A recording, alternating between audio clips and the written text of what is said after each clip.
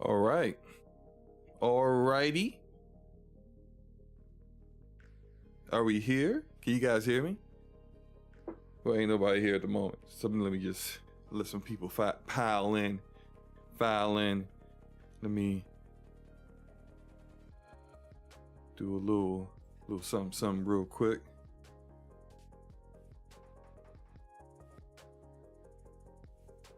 All right, man. Today's been a funny day. Really funny day. Oh man, yeah, like it's been an interesting morning, I must say. Whoa, what is happening with OBS? That's not how that's supposed to look. Why should I change this? It's still screwed up, but freaking. You know what? Not gonna be upset. Luca, talk about how they cut Peter. Who's Peter? Who is Peter? I don't know who Peter is. Is that... There's only one Spider-Man I know. That's Miles Morales. I don't know a Peter.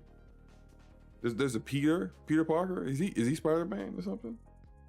Thought he was just a damsel in distress. You know how like a civilian, like, or the sidekick hero that's constantly hurt, in trouble, in danger.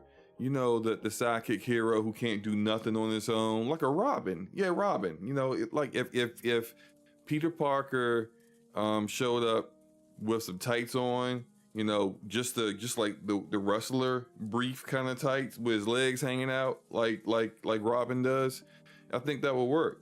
Little mask, wearing yellow and red, just looking like basically the biggest target in the world. Make a lot of sense there. Yeah. That Peter, is that the Peter you talk about, Luca? I think so.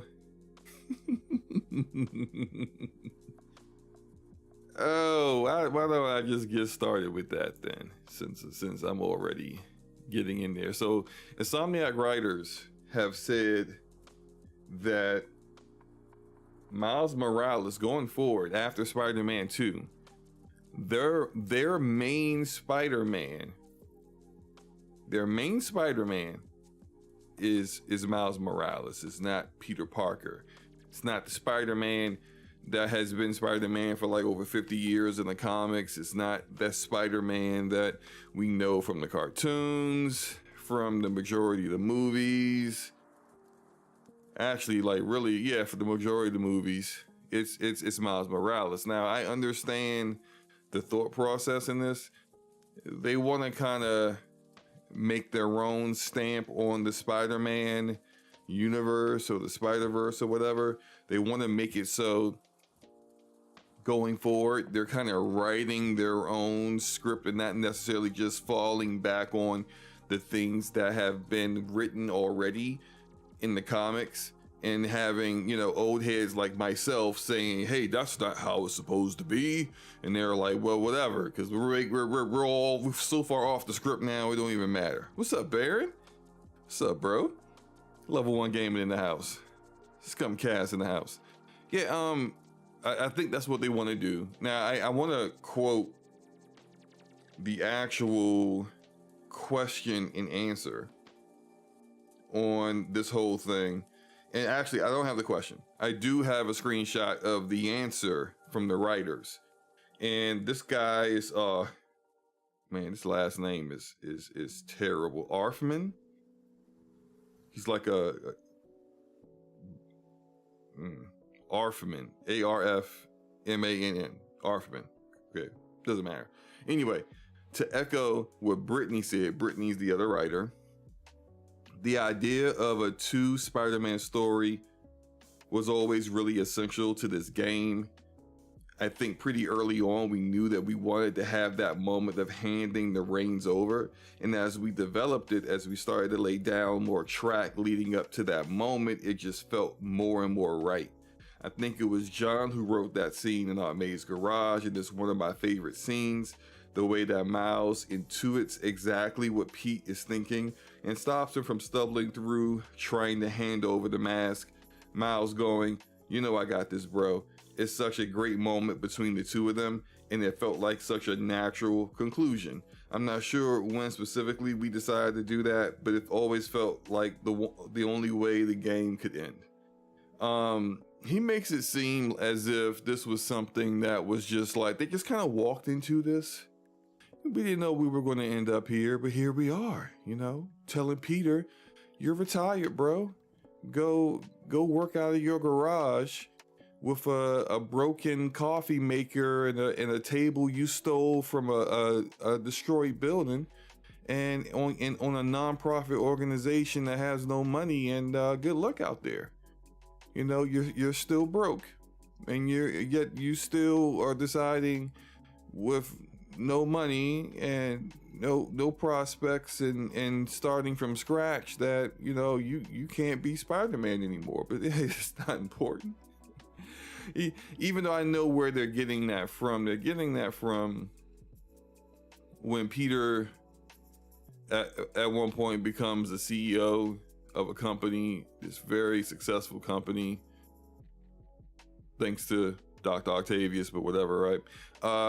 And he is so busy as a CEO, traveling all over the world, doing all these amazing things, that he even has to have the Prowler dress up as Spider-Man to go make sure that New York still has a Spider-Man. And at that point, like, if you're doing all that, and if you feel like you're more effective in your new role and creating more positive change that way than, you know, drop kicking a thug in Brooklyn, then that's understandable. I feel like they tried to emulate that, but they didn't really quite have the groundwork laid for that kind of thing, right? And MJ don't have a job either. Did they ever resolve the issue of the bills piling up? You know, Aunt May was about to lose the house before she died. Peter ain't got no job. So how are they keeping this house off hopes and dreams? I mean, how are you paying for that expensive mortgage? Did y'all see the mortgage note on the house? I ain't realized New York was like that. Good grief. MJ gonna be selling that flat booty on the corner. She gotta make money somehow. Oh man. The Ruham. Is that how you say it? The Ruham? What's up, bro? What's up, man? Jay Farrow in the house. Dion, what's up? Miko says, isn't he working for Harry? I figured he was getting a check. But the foundation don't exist no more, Miko, because I mean that was Harry. Look, I'm in spoiler territory at this point. If you haven't finished the game, I'm sorry, but this is kind of a discussion that's being discussed all throughout the gaming community now. The game's been out for a few weeks. People have beat the game and everything. So Harry is in a coma, and the way Norman is kind of, you know, thinking, you know, his current temperament at the current time, I don't think he give a damn about that foundation. Just keep it a buck. He cares about Harry in particular, and the fact that Harry, you know, is not looking too good. He's in a coma, and it's kind of Peter made the decision to continue on with the foundation, but he ain't got no money. So in the ending, you see that he's like basically running the foundation, not from that humongous building that Venom destroyed, but from Aunt May's garage. So there you have it. He ain't got no money. He ain't got nowhere else to put it. And, you know, there it is what it is. Ice Queen Gaming in the house. What's up? What's up? What's up? I got my money back from PlayStation for Destiny 2 Found Shit. Good for you. Good for you.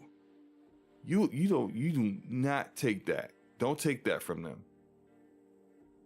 But you don't deserve your money. That's right. So yeah, to get into the whole thing with what they're saying about Miles being the main Spider-Man. Like, I don't necessarily have an issue with it. I just wished that the way that Peter is no longer the main Spider-Man would have been a little bit more realistic to me, I guess, because it just seemed like Peter, like there's some plot holes even in some of the things that Peter was saying throughout the game. For example, the whole situation with Martin Lee. So Martin Lee, which I thought the specific situation of Martin Lee and Miles was written well and resolved very well, with, you know, Martin kind of realizing the mistakes that he made while he was in prison, wanting to you know, be better and be rehabilitated and to make amends. And of course, Miles is a bit untrusting of that because of what he did to him, specifically in his family. But them kind of coming to terms and both growing at the same time, I thought that was well done. But the line I'm talking about specifically when it comes to Peter is that Peter says something to the effect of, "Oh wow, Miles, you were able to rehabilitate one of your nemesis. I've never been able to do that." And it was just like, bro, and you literally just saw Tombstone working at the carnival. Tombstone that you put in jail, and Tombstone that's now out of jail, working a regular day job and not being a criminal. How was that not rehabilitating someone? Like, what's the difference between that and Martin Lee? Because when Martin Lee didn't break out of jail. He was broken out of jail by Craven's hunters. He wasn't seeking that out, and he'd already made the change to be a different person and not be the guy that was consumed with rage over Norman Osborn like in the first game. So it's just like, what's the difference? So it's just like little things like that they just, it's like throwaway lines that really don't work even through their own writing. It's as if a rogue writer came into the writing room, had an idea of, let's seed all of these little things, these little nuggets that are said, so that when we get to the end, everyone is more accepting of the ending of the game than before. Shout out to Billius98 for subbing to the channel. Appreciate you, man. Thank you. Yeah, I feel like they made a lot of little, like, for example, almost immediately after Peter does the tour of the Emily May Foundation, almost immediately he calls Mary Jane up and he's like, "I don't know how I'm gonna break this the Miles." And I'm just sitting here just like, break what, the Miles? What's this guy do with Miles? Think about it for a moment. He was about to be running this foundation with Harry. How difficult would it be for someone who's the boss to not just say, "Oh, I gotta take care of some things," and leave? Go put on your spider suit and go fight some crime. Then come back and get back to work. You're not on the 9-to-5 schedule. Who's checking you? Nobody. So how come he couldn't just run the foundation, which was clearly being ran just fine without him before he even walked through the door and even knew it existed, and still be Spider-Man? It didn't make any sense. It only further just kind of showed to me that it was like, we need to kind of hand fist some of these thought processes and narratives in to kind of make the end result seem more plausible. And I just don't think they succeeded with that. All that said, more than likely, Silk, I think, is in the DLC. Silk's going to be getting her spider powers in the DLC. I think, and this is my theory, I think that if you kind of read some of I haven't read all the Silk books, because I had some issues with Marvel right around the time Silk's series was going, so I ain't finished it. But I do recall that there was like this animal instinct, this magnetism between her and Peter. Now, considering that she is being introduced, we didn't really get a chance to see her. We don't know how old she is. I'm assuming, based off of that scene, that she was being introduced with her father to Rio and Miles and Haley, that she's around Miles and Haley's age. So the whole, and considering Miles now is the main Spider-Man, I think some of that attraction that in the comics was between her and Peter would now be between her and Miles. I actually kind of feel like they decided to not go with Spider-Gwen, but instead go with Silk for representation reasons, honestly. Like Silk is a minority and Spider-Gwen's a blonde white girl. There you have it. You know, they made their decision, and off of that, which people probably won't really notice. They'll probably be more along the lines of, oh man, that's, you know, it's like, it's great. No one knows who Silk is. She hasn't really been shown in anywhere outside of comics. So yeah, this is perfect. This works. But I think if they do a Spider-Man 3, or whether it's Spider-Man 3 or Miles Morales 2, we will get all the drama, likely a love triangle between some way between Haley, Cindy, and Miles. And then they do still have to have Peter around. So like, Peter isn't, like, he said he's taking a break from being Spider-Man, and that like he's basically handing the reins off to Miles, but he can't stay out of the limelight completely. Like, he can't just be like you know, Morgan Freeman in the background just giving advice or something, you know, like it's not, or Luke Gossett Phillips out here just, you know, giving advice in the background to the main star. Nah, he's gonna have to get into it, because there are storylines that they have set up for the next game or for the DLCs or whatever that have to be addressed. Carnage has to be addressed. Dr. Octavius has to be addressed. Norman Osborn getting closer. If you notice the clothing in the ending, everything Norman was wearing in the ending cut scenes, the extra credit scenes that he's in, is green. It's all green. So guaranteed, like, he's going to be the Green Goblin in the next game. And he's not, he is a villain for Peter.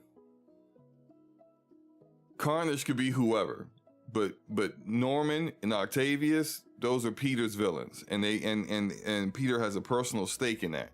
So my theory is that Miles will be the solo Spider-Man that you're using for the most part in Spider-Man 3, but Miles will get overwhelmed with everything that's going on. Silk will not be quite ready, or maybe in a headspace to really be a good second Spider person to help out, and Peter will have to get involved.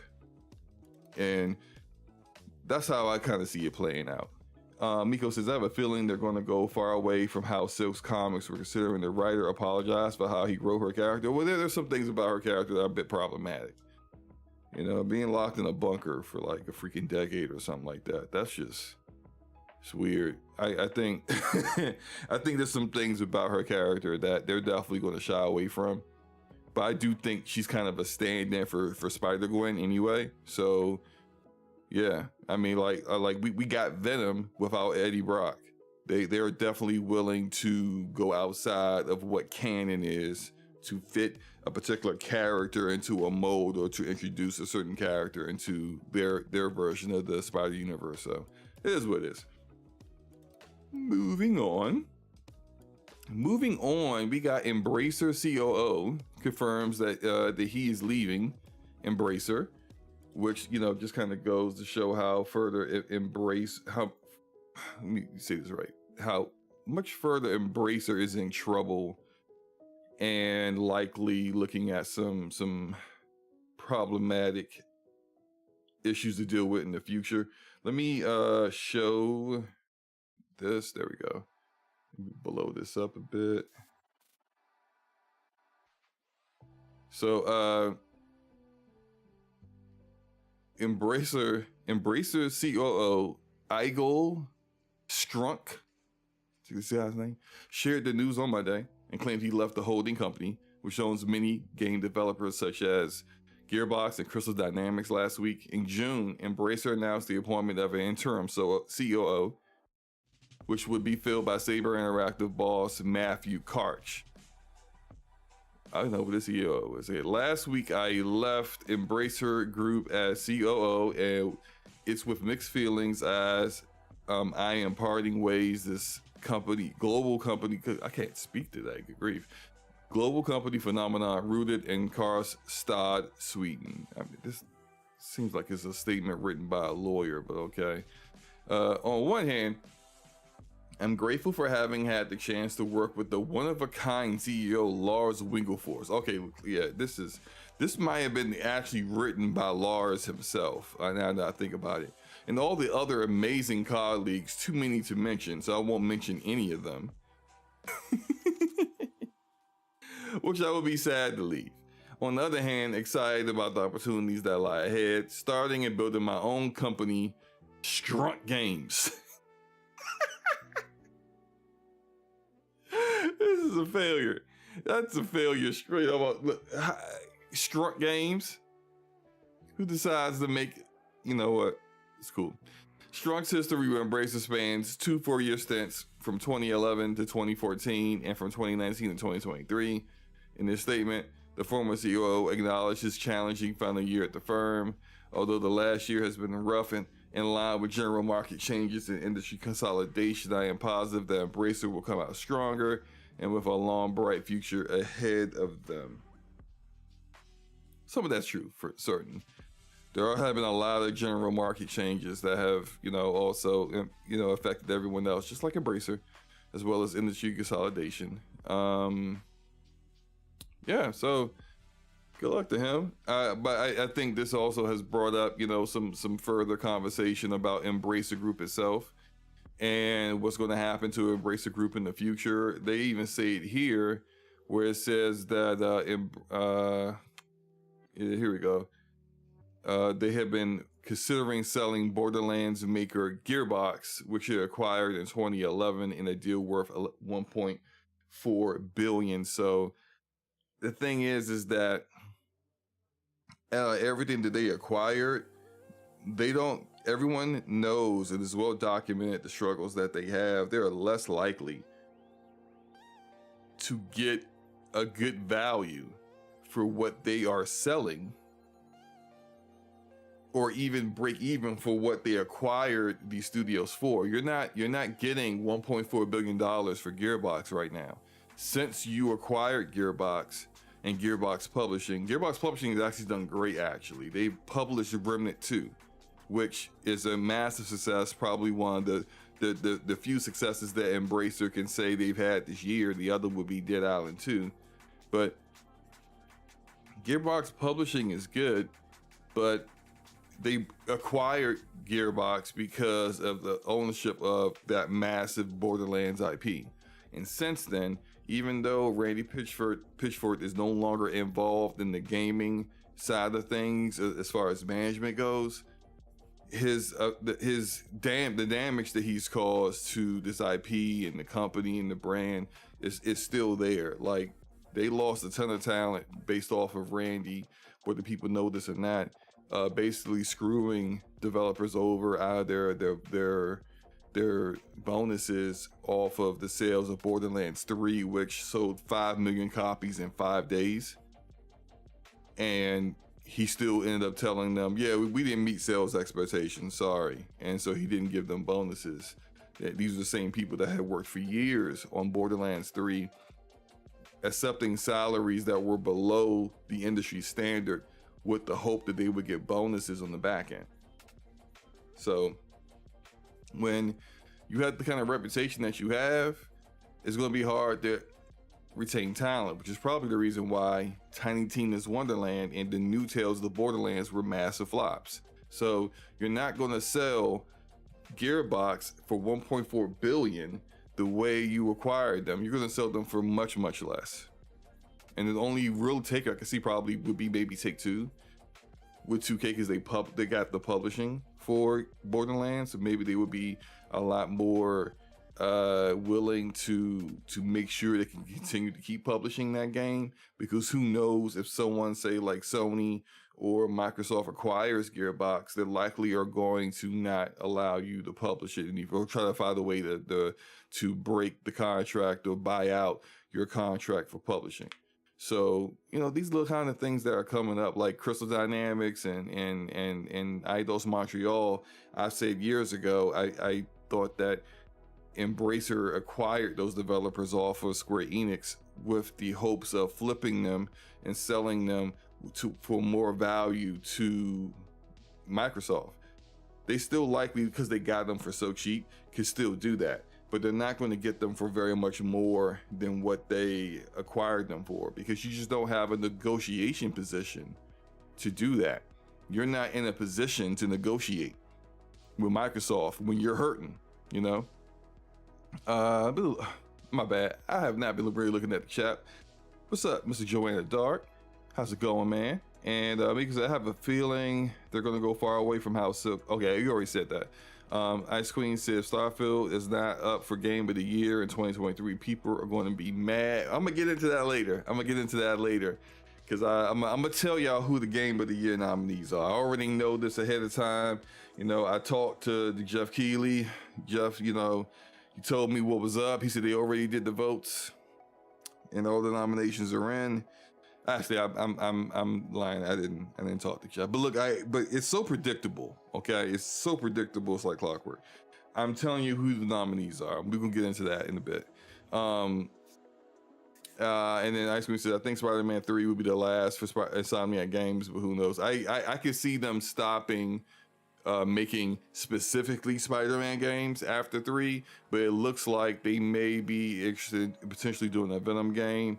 They kind of put it out there that they might be down for making a Daredevil game as well. So it looks like they might not be done with Marvel, but they might be done one more game, and they could be absolutely done with Spider-Man in particular, which I'll be fine with, because I feel like with 3 Spider-Man games already, you do a 4th. Yeah, I want to see you do something different now. You know, I think they're all high quality games, but I want to see you do something different now. Since we in this Game of the Year topic, why don't we just go ahead and get to that? I think, what else am I? Oh yeah, I was gonna talk about the Fortnite map. I can talk about that later. Let's do these Game of the Year nominees, okay? You guys ready? Mr. Joanna Dark says Alan Wake 2 Game of the Year nomination. Top 3 Zelda, Spider-Man 2, and Baldur's Gate 3 are locked for nominations. The last 3 spots are up for grabs in a fight. The fight's over. The fight is over. Hold on, Best Buy has responded to me. Yeah, boy. Yes, hello. Hi, it's Andrew. Speaking of SloMo, I see that your earbuds have been received and ready for pickup. You should be all set. Oh, I love it. I mean, it's late. I don't love that. But I can go pick up my earbuds. I'm gonna go do that. Once the show is over, get up out. Yeah, I can't wait. Gaming earbuds, real gaming earbuds that actually work good for gaming is something that I've been wanting for a long time. And every earbud that I've ever used has been absolute garbage, garbazio, just trash. And so this is good. I feel good. Now I'm glad that I complained on Twitter, because if I didn't complain on Twitter, who knows about these earbuds? Anyway, What I was looking for is my list for Game of the Year. So let me go pull that up. You know, this is the list that Jeff gave me. Okay, so if you get mad at me at this list because a game that you thought was going to be on the list isn't on the list, don't get mad at me. I ain't make the list. Jeff Keighley did. He wrote the whole thing himself and said all the voters voted when they didn't. I'm kidding. That didn't happen. Okay, don't go tagging Jeff Keighley on X/Twitter and cussing them out and saying SloMo said this. I'm joking. Okay, now the nominees. It was a drum roll. All right, forget the drum roll. The nominees for Game of the Year, definitely Zelda Tears of the Kingdom. You know, I never played the game. I haven't played the Zelda game since The Legend of Zelda with the gold cartridge on the NES back in the day. I hated it then.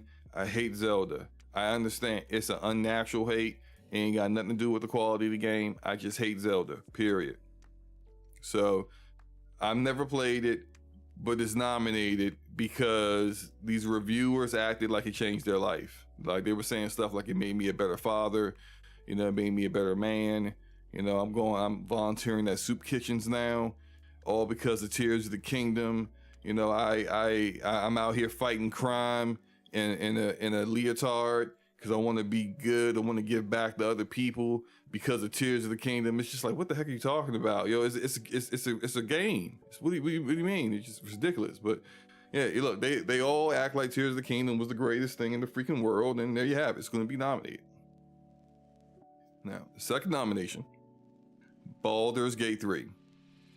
The second most it changed my life comments I've ever seen. Oh my gosh, this game is great.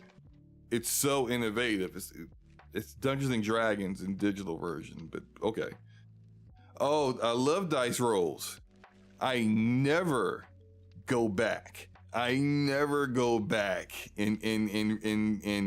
and re-scrub saves to get the dice roll I want. Lying. Yes, you do. We all do. It's fine.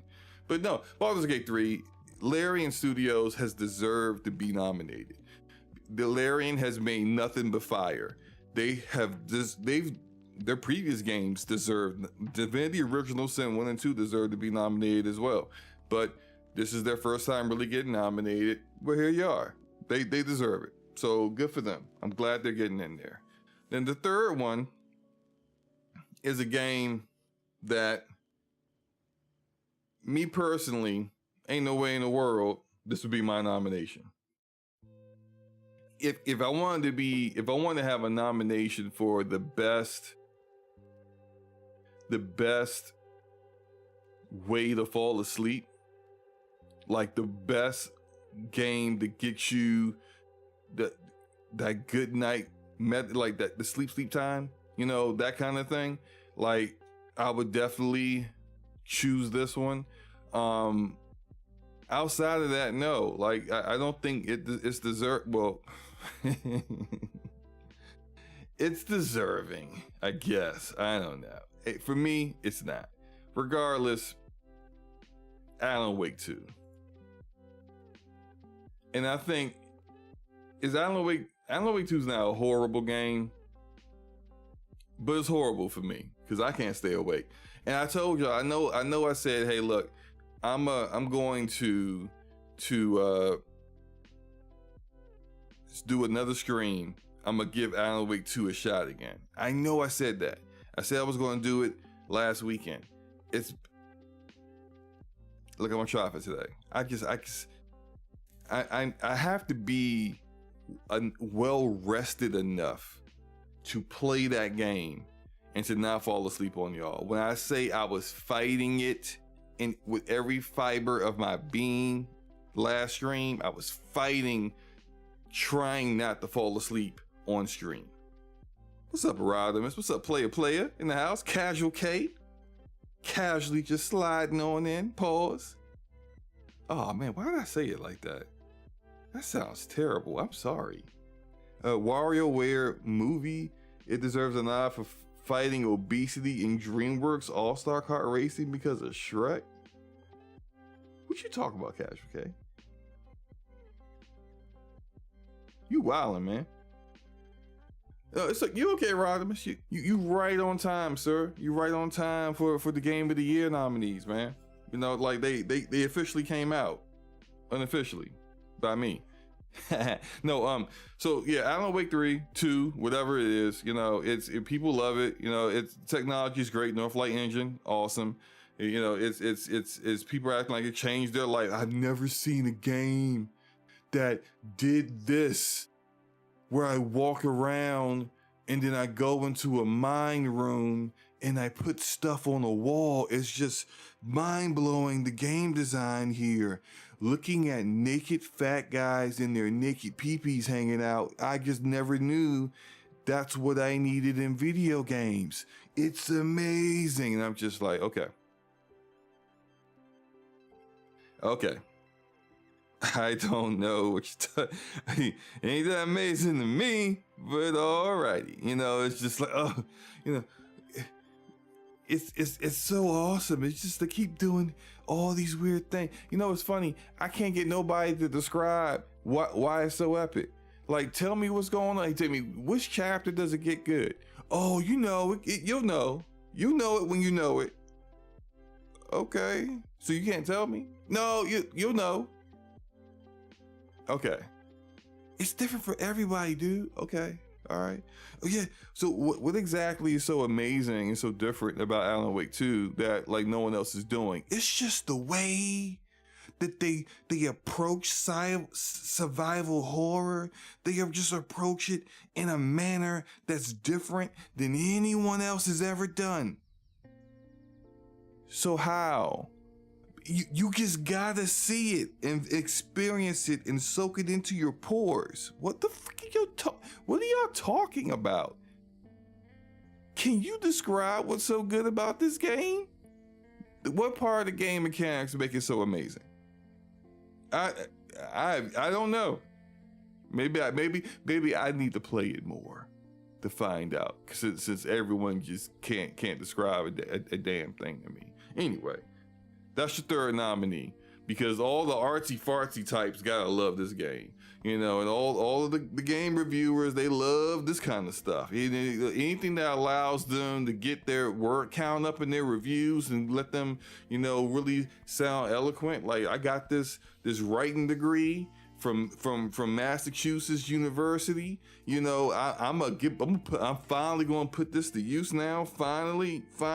Oh, you know, I'm about to go in on this one. You know, I want to get a writing credit in the game. I want, you know, Sam Lake to come see me and see this review and think about hiring me or something. You know, like I think the mindset is, you know. Anyway, number 4 is another game that I don't care for. It's Mario Wonder. You know it's going to get in there. It ain't going to win. It's going to get in there. This is going to be one of those years when Nintendo gets 2 representatives for Game of the Year. It's going to be Zelda. It's going to be Mario.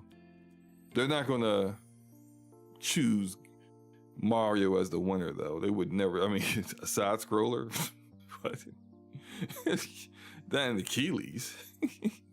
And it's there because it's, you know, it needs to be there to make them look legitimate, but, you know, not to actually win. Like, come on now, right? But the last two might make a couple of people angry, but it is what it is. Spider-Man 2 is going to get nominated. I know some of you guys are a little upset about that. You know, you guys have been making up all kinds of narratives for weeks now, you know, getting super hypercritical. Oh, hey, it's too redundant, as if other redundant games with redundant game design haven't been nominated for Game of the Year before, as if y'all weren't actually upset, crying real tears when Gears 5 wasn't nominated for Game of the Year, as if Gears 5 hasn't been redundant times 4 when it comes to Gears and this game design. But no, all of a sudden Spider-Man 2, it's gotta be innovative. It's gotta be epic, man. You know, they gotta give Peter new powers. Have him doing new stuff. Well, why didn't they do, Cosmic Peter Spider-Man when he had cosmic powers and he was just blowing everything up, Why didn't they do Superior Spider-Man where Dr. Octavius took over Peter's mind and he just started, breaking villains' backs and punching Black Cat's face in half? Like, why didn't they do that? Why was that not it? It's just like, it's funny. Sorry, it's going to get nominated. Why is it going to get nominated? Because despite its bugs and despite them really forcing representation for certain things down your throats, it's still the best Spider-Man game. It is. There's no better Spider-Man game than this game. If somebody says Web of Shadows, I'm banning you. I'm not even joking. You say Web of Shadows is better than Spider-Man 2, this is the last thing you're gonna say in this chat.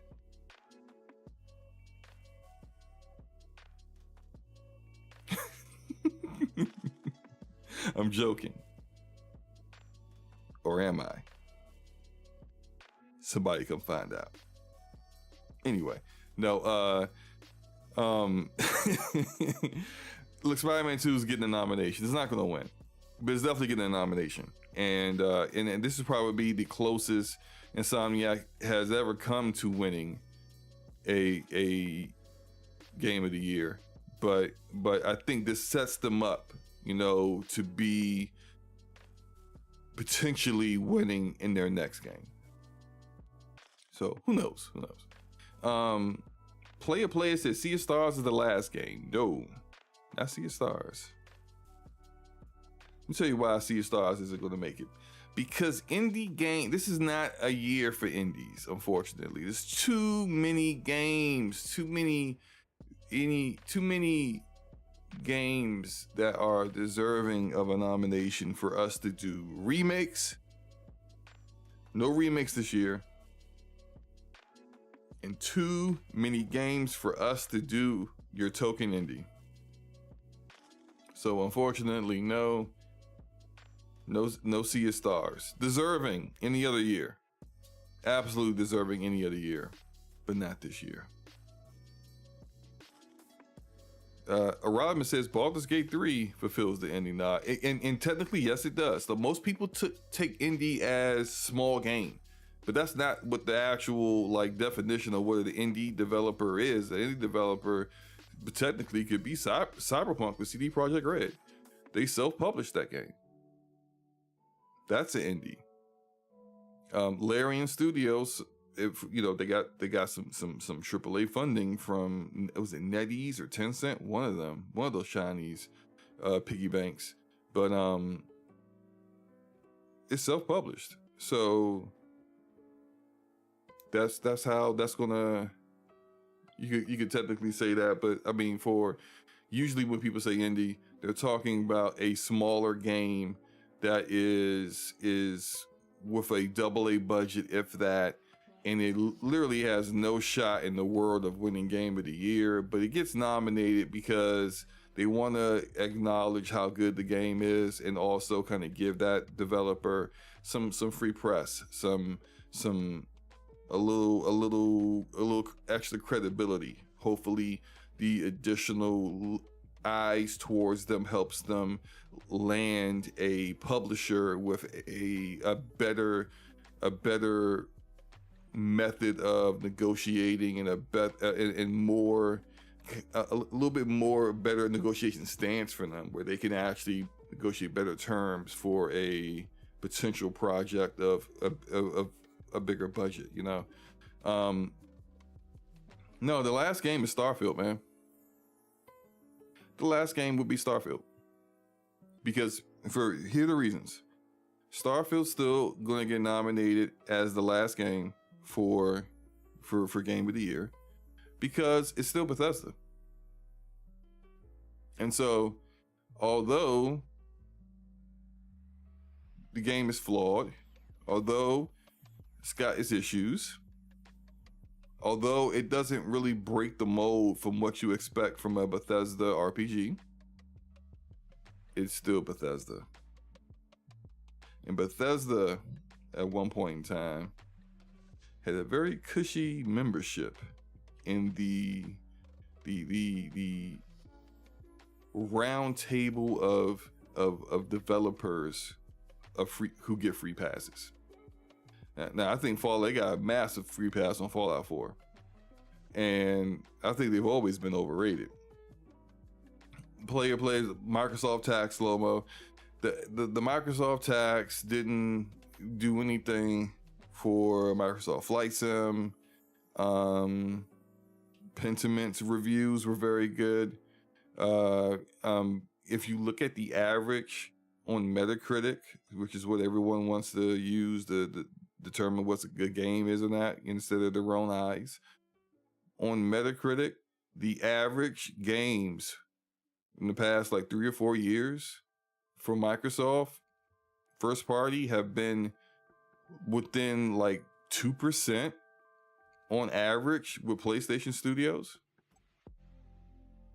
If there is a Microsoft tax, why is the tax only happening to Starfield?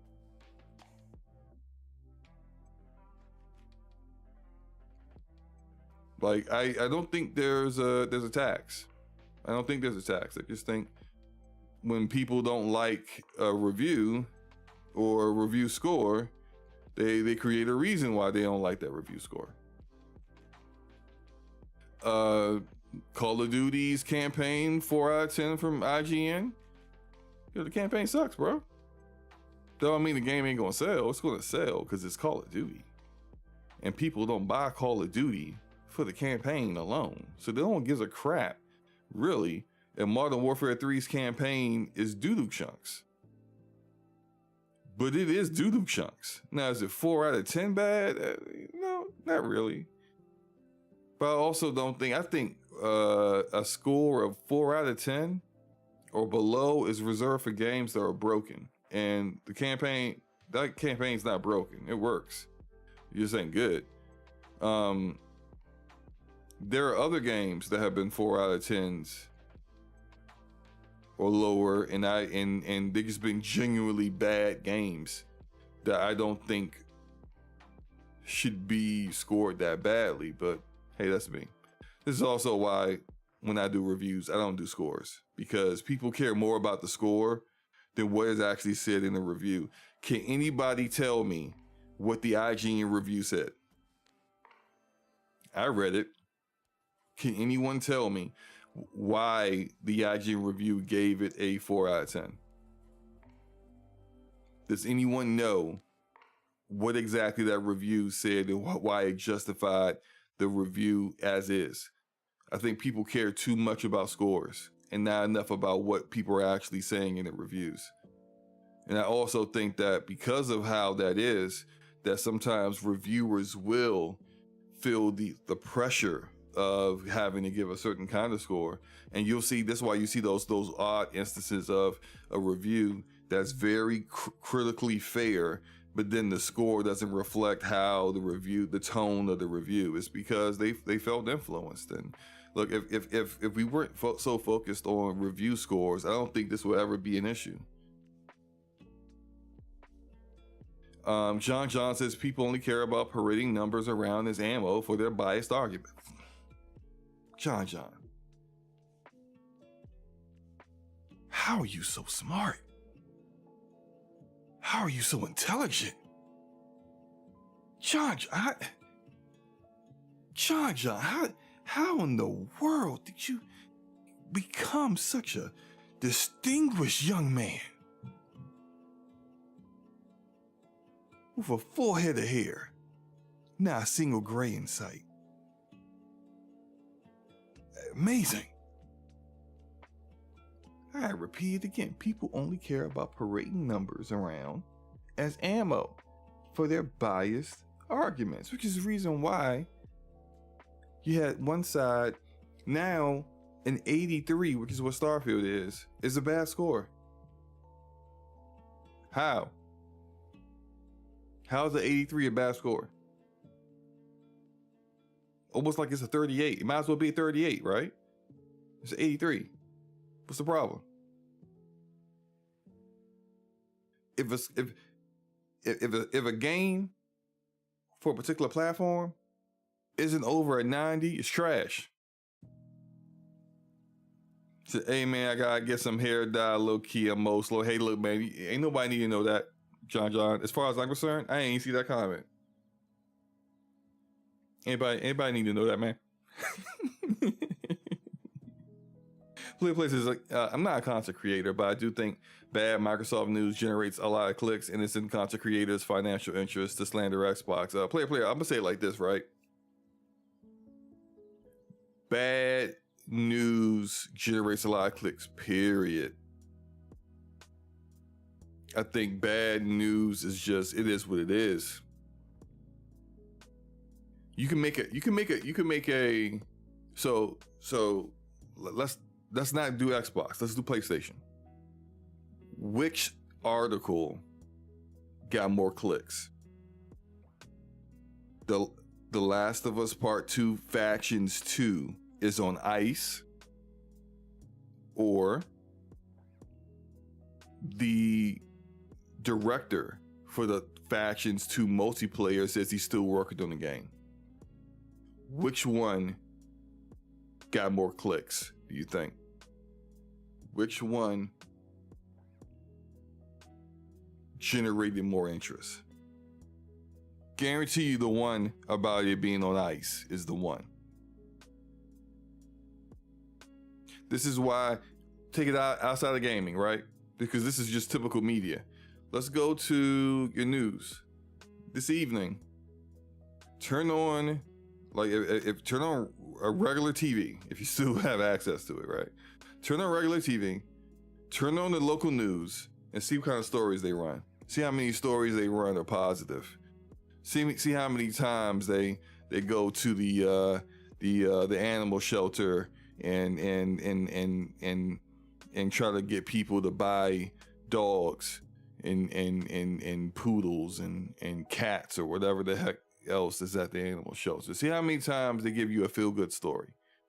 Oh man, this guy saw a car, stalled on the side of the road that was smoking, jumped out of his car, ran over there, car blew up on fire. He pulled the people out. It's amazing.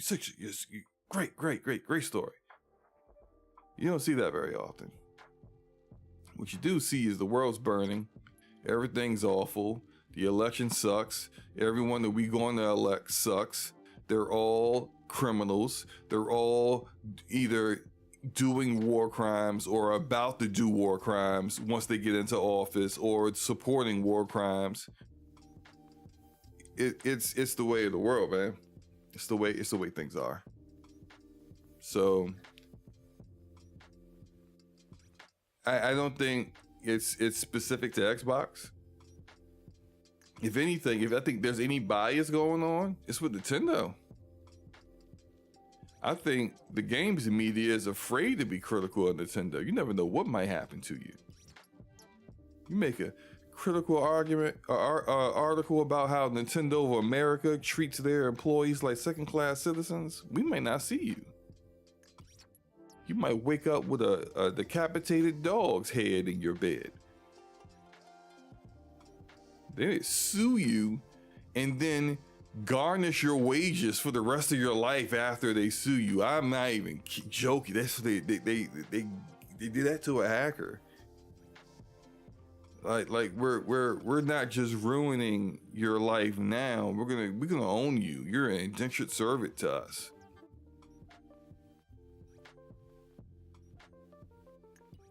Freaking Nintendo got hitters, man. You don't want to mess with them. Enrique, Big Mike in the house. Enrique says, SloMo, the new Halo maps are pretty good. Yeah, they are. Really enjoying them, man. Halo Infinite's back. I guess, wish more people would come in and partake. Oh, man. What is Big Mike talking about? I am the law here.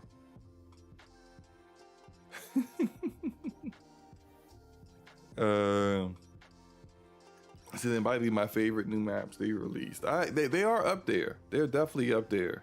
I don't know who's making the maps now, but they with that and that, the Forge playlist is pretty good too. There's some Forge maps in there that are freaking excellent.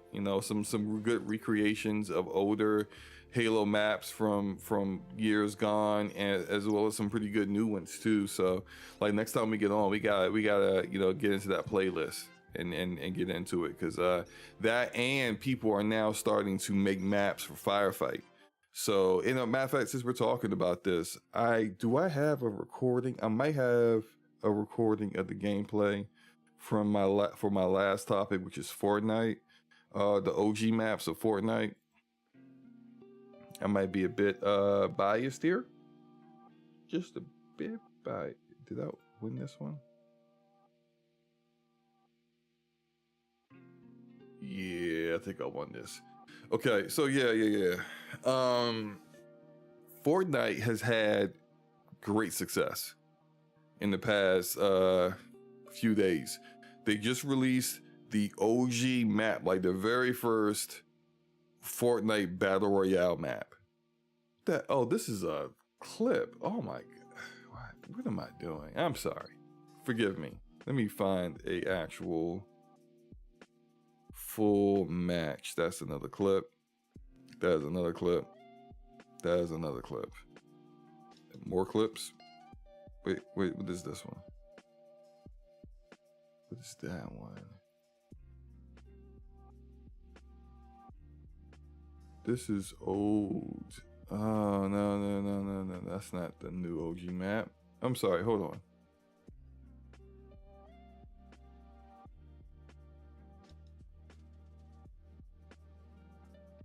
This looks like it's also not the OG map. This isn't even, you know what? Fine. This is the Rust map in Fortnite. It's fine. We'll just play this. So anyway, the OG map. Is it cool and nostalgic, and it's great that a lot of people who played Fortnite in the past are like, oh, the old map's back, let me go check it out. And now they got nearly 5 million people played the game in one day. That has broke records for Fortnite, which means it likely has broken records for everybody, because Fortnite, nobody was doing numbers like Fortnite at one point anyway. Now, allow me to dump a bucket of cold water on all the good fears, the good vibes, the good feelings and whatnot.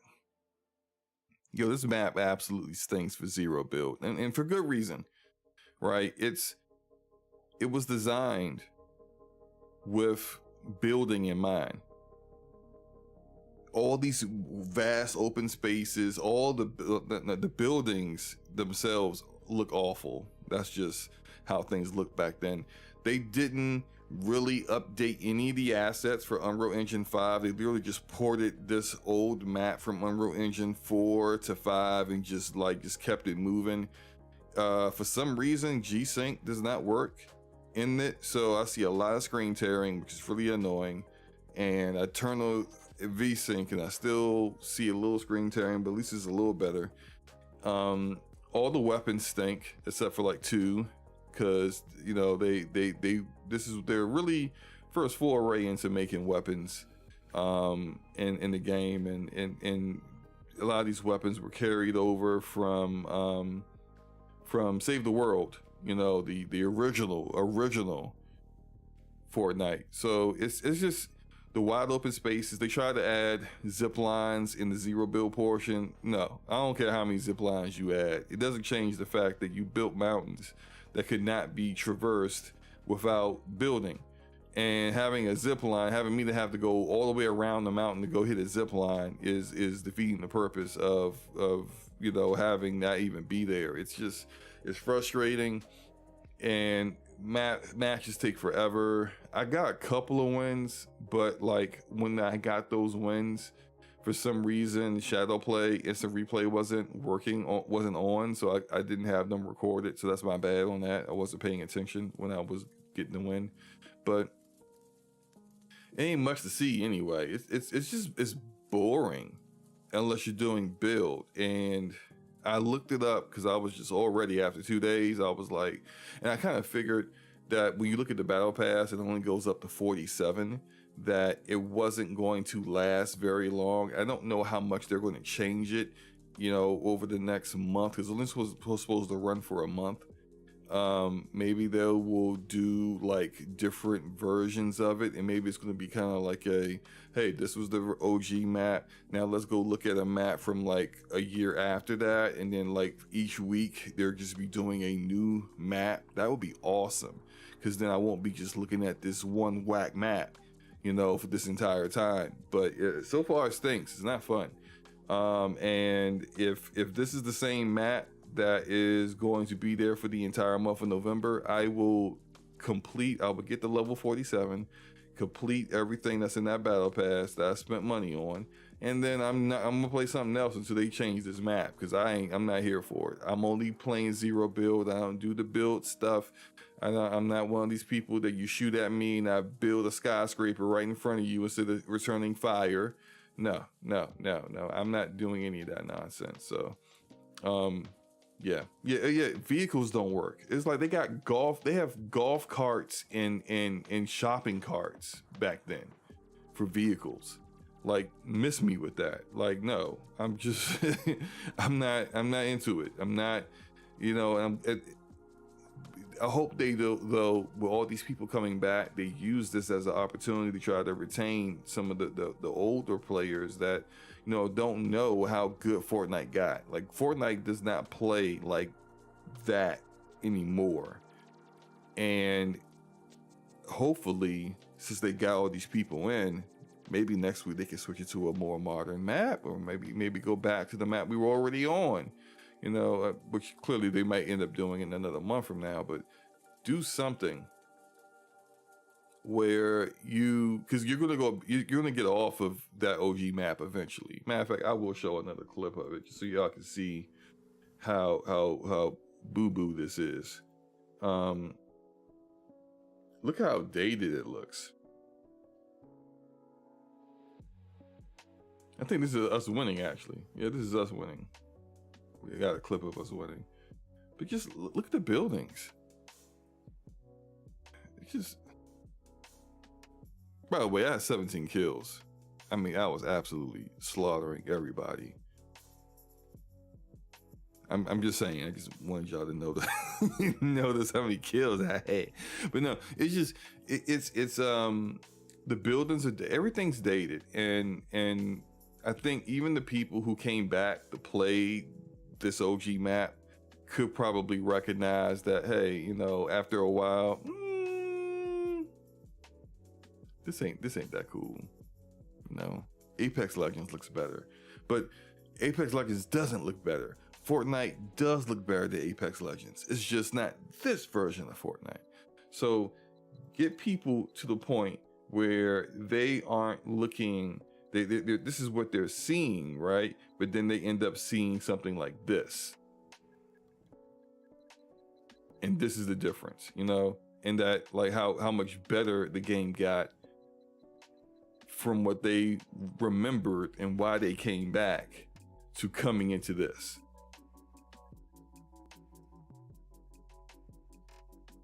That's the change that you want to make. You want to go from OG garbage. People, ooh, look at that. Ooh, wait, is this the old one? Yeah, it's the old one. This is the old one. You want to go from this nonsense here, right? And then we're gonna transition that to, because like, even though you can turn on the nanite and the lumen in Unreal Engine 5, it ain't doing nothing. None of the assets in the game were created for that stuff. So it still looks bad. You can turn on max effects, everything. None of that stuff looks good. It still doesn't look good. It still looks terrible. Like, you want to go from terrible to this, You want to go to something that actually, like, is leagues better. So maybe, hopefully, they can keep all those people and not have to lay off 1,000 employees again like they did earlier this year. Because who the heck, like, come on, man. Player says, I still think Halo Infinite and Battlefield 2042 looks better than Fortnite. Oh, they do. They both look better. But they also have a different art style than Fortnite does. And they go for a more realistic look. And do I have any Battlefield gameplay? I think I do have Battlefield. I don't have Battlefield. Why do I'm always forgetting to record Battlefield. No, yeah, they definitely look better, but I think we are, it's like Epic isn't trying to look better than them. So there's that.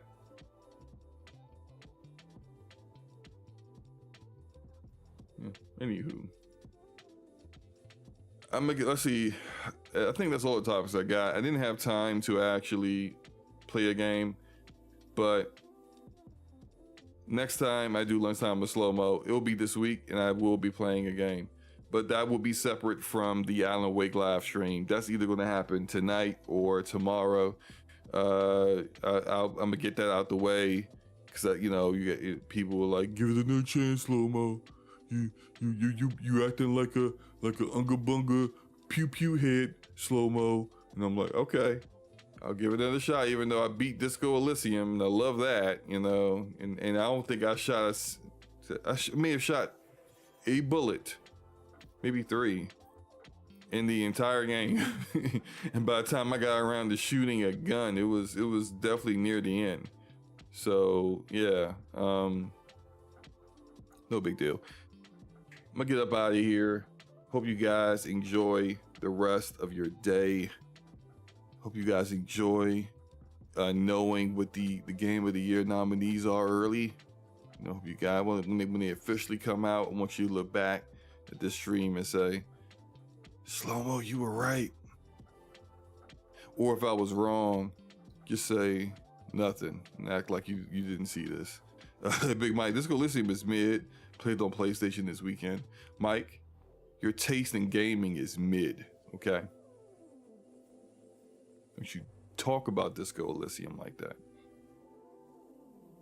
It is a game for people who love to read books and love to listen to people speak with big words that you hardly understand in long, drawn-out sentences. That's what Disco Elysium is for. So if you're right, we might have to see if you're a time traveler. Shoot, if I was a time traveler, I would be looking up the Powerball numbers, going back in time, maybe going to 7-Eleven, maybe making a purchase of a particular lottery ticket and reaping the rewards. If I was a time traveler, I mean, that's what I would do, because whenever I needed money, I would just, travel a day in the future and find out what the rewards were, go back in time, just replenish my funds. SloMo, did you buy any of the new skins for Halo Infinite? Yes, I did. Actually, let me see if I had the time to do this. I'm gonna try to do this real quick. I will pull up Halo Infinite real quick just to show y'all what I'm rocking with. Big Mike says, I'm gonna tell your mom about this, SloMo. Okay. Well, you don't know my mom. Okay. My mom is also hard of hearing, so you could probably tell her about this, and she's not gonna know what you're talking about. I love my mother. Okay, so I can say that. Good grief, that's loud in my ears. You guys can't hear that, but it's loud in my ears.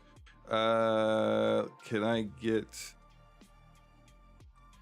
Wow, what in the world? Okay, hold up.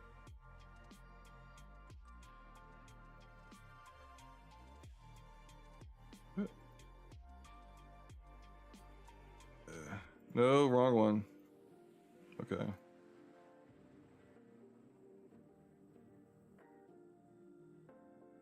Yeah. Just wait for that to load up. Is this your mom? Is Ash and Lucas her? No. I don't know. No. I don't know what you're talking about. So SloMo, what game are you playing now? I'm not playing anything right now. I don't have the time to go play a game. I'm just loading. I'm just going to show you guys the skins I'm rocking on Halo Infinite real quick.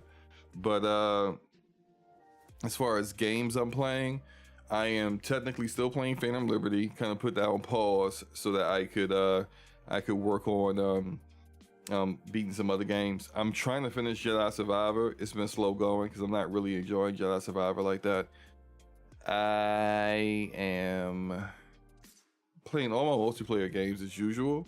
I am playing through the Call of Duty campaign. That's also slow going because the Modern Warfare 3 campaign stinks.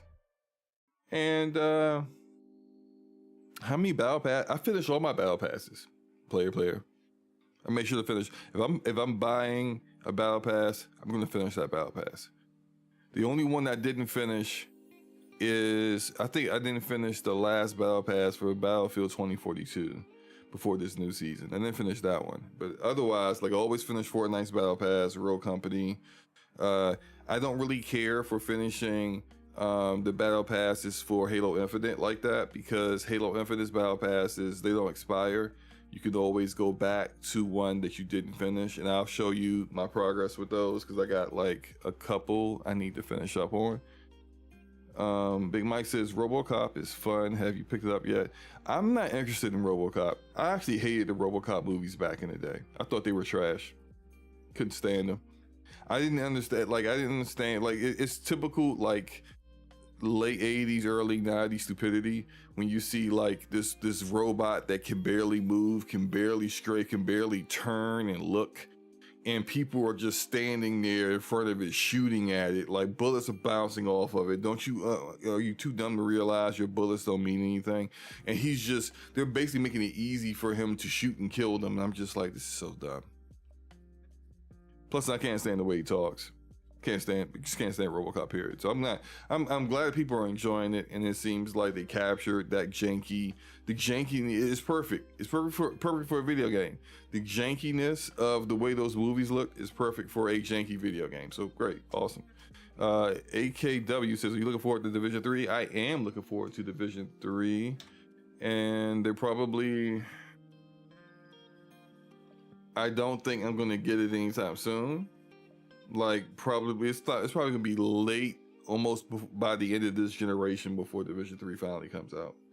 But Ubisoft has a very good development pipeline with all their studios, so there'll be no way you could get a one out any sooner than they're going to be able to do it. But it's going to be a while. Yeah, they're not going to be able to work on. Massive Entertainment is not going to be able to work on The Division in earnest until Star Wars Outlaws goes gold. And I think they've pushed that back now to 2024. So you're not looking at them working in full production on Division 3 until like late next year. I said 2024. I meant 2025 for Star Wars Outlaws. So look, it's like late 2024 when you're probably going to see them really working on Division 3, and that's going to be a while. It's looking like 3 years of full press production development on the game to get it ready with no hiccups, no serious hiccups that will cause a delay. And starting from 2020, late 2024, you're looking at like 2027, 2028, which is exactly where Xbox and PlayStation both said they think next generation will be starting. So it's about the same timetable, yeah. So this is I don't know why I got this one equipped. I was playing this one with Enrique the other day, but I think it looks kind of slick. Like I love this armor coating now, and they got like the way they got it now. Before it used to be like you would have an armor coating for a specific armor and that's it. Now you can have this armor coating, a lot of the armor coatings on any of the armors. But this is the other one I got. Basically, I just got this the Year 2 Space Station Gaming Playoffs armor, and I'm basically just rocking two Void Ultra. These are the only two armors that I'm rocking right now. Just I mean the coatings, because they just look so awesome. Okay, yeah, this one. I think this is the worst armor in the entire game. I don't know what they were thinking when they came out with that one. But at least the coating makes it look kind of sick. I think this coating works best for this armor kit. But my favorite, it's not that Chimera is pretty awesome too, but the Mirage, this is my favorite armor right here, right now. And I got the visor, I got the silver reflective visor. I have a jet black one too that really works with that too. But yeah, they got the cosmetics down now. This is also really good for this is the current season armor.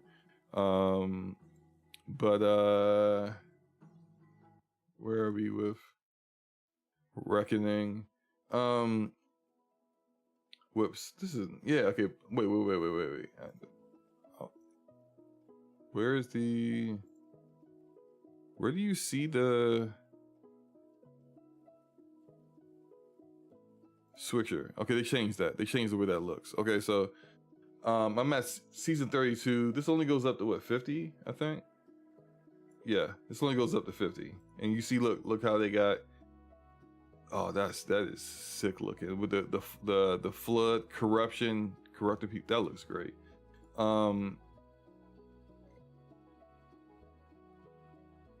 So infection, I'm only on 11 out of, like, this is probably out of 100. Season 3, I'm only on 68. But the rest I have completed. So I completed seasons 1, 2, 3 in the winter update. But 3, 4, and 5 I need to get through. And I'm gonna get through these for certain. Like, I'm gonna knock this out. And then once I got that knocked out, I'll start working on the older ones. So, yeah. John said they really have been fixing up Halo Infinite. Is there any way to get people incentivized to pick it up again?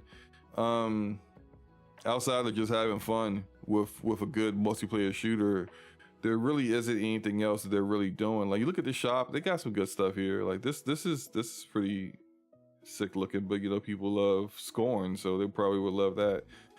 They got some good stuff in here. There's eventually supposed to be actually bringing in the Master Chief Mark V armor, like the actual old, like, so you could look like the Master Chief. So that's supposed to be coming.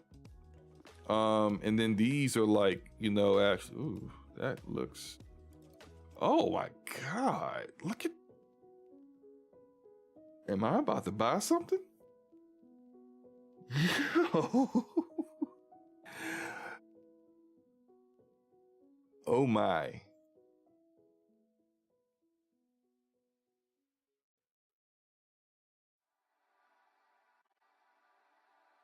Yo, see, this is my problem, man. I see stuff and I'm like, that's fire. Look at that. Don't buy it. I'm not gonna buy it right now. But this is just $10. $10. See, look, this is the difference now for where they are with monetization compared to the beginning. This would have been $20 when Halo Infinite first came out.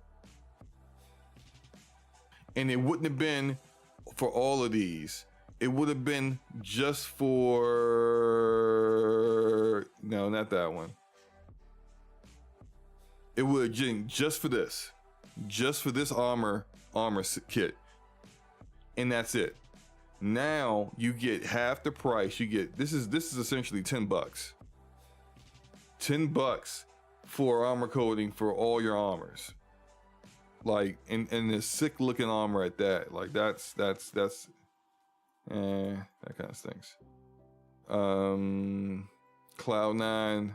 That's good. I like that. I like that. That works. Navi. Ooh, the purple on one hand and the gold on the other. Didn't they come out with a free thing recently? There was something free. Now they're giving out coatings for the guns. Oh, wait. This is what my current is. That's not right. There. Oh, okay, there it is. See that? Yeah, that's free. And that's 10. I think that's overpriced. I think $10 for coating for your guns is a bit overpriced.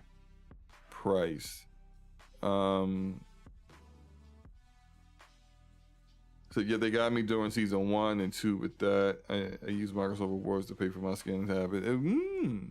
Nice way to use that. What was I about to do? I was about to do something. Oh, yeah, I thought there was a free skin. Maybe I missed the time period for it.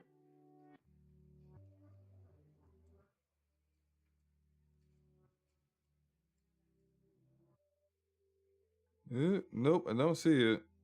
I thought there was a free skin, and it had something to do with, like, I think they were trying to make up for the Juneteenth thing. I don't know, but I'm gonna get up out of here. Let me get going. You guys have a awesome rest of your Monday. I know it's Monday. Monday suck. You know, it's the start of your week, but you know, positive vibes. This week is gonna be awesome. This week is gonna be great. Don't let people get you down. Thank you, player. Appreciate you. Thank you. We're gonna get out of here. Shout out to Bilius for subbing to the channel. Appreciate you, sir. I don't know why. Let me hit. Where is the? Hold up. Reload overlay. No, I don't want to do that. I need to refresh my activity feed because there was something else I wanted to acknowledge. You know what? I think it's good. We're good. Wait, is that? No. It's fine. Getting out of here. John, thank you. And thank you. Hope you guys have a good one. Enjoy the rest of your day. I'm gonna get going and get back to work. Peace out, guys.